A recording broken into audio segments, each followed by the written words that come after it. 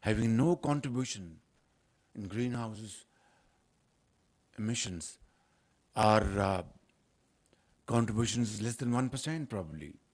And yet, we face this crisis of unknown consequences and then suffer not for 1 year, but for decades.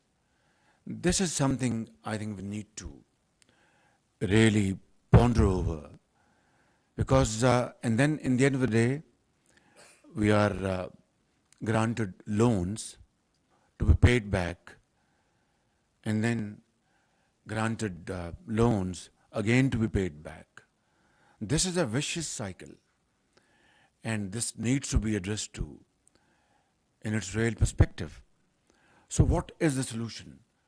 I think that is for this August Assembly, represented by great experts, great minds, to advise the government of Pakistan as to how to deal with this menace. Because just hoping that it will not happen will not work. I mean, if God forbid we have even a semblance of last year's devastation, what will happen? We are still dealing with IMF's program, which was stretched with great effort and support of our friends. And Sharif Rahman today took the hell out of us by scaring us what could happen, God forbid. Ladies and gentlemen, I would say that developing country like Pakistan needs hand-holding because this debt trap is a death trap. We are scarcely we are able to meet our two ends together.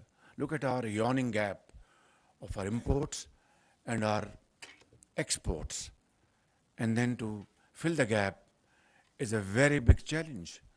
And then on top of that, if we have such terrible natural accidents, then we need extra money to deal with that particular situation.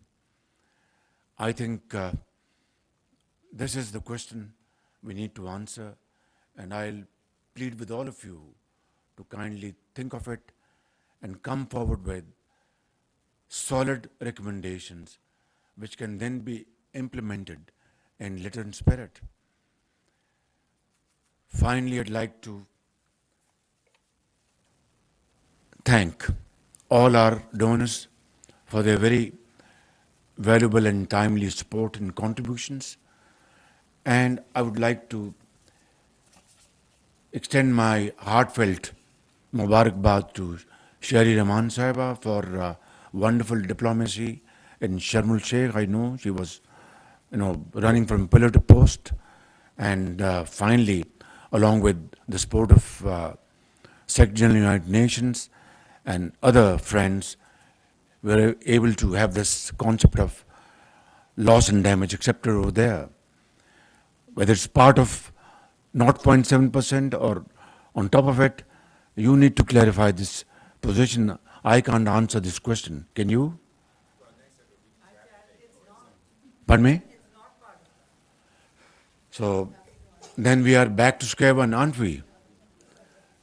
Ladies and gentlemen, therefore I want to say one thing very clearly, and something I have been repeating over and over again in the last few months and the last few days, that we need to stand on our own feet.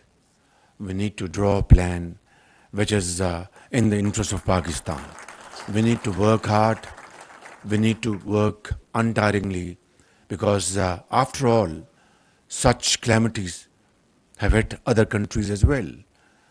But as a result of climate change, probably Pakistan is one of the first 10 victims around the globe, which is absolutely horrifying. And it can happen to another country with no fault of that country like ours? The answer is that let's accept the challenge, work hard, have a plan, not waste time, make use of this time, and save Pakistan and our generations from such calamities for all times to come. Thank you very much. Pakistan Paindabad.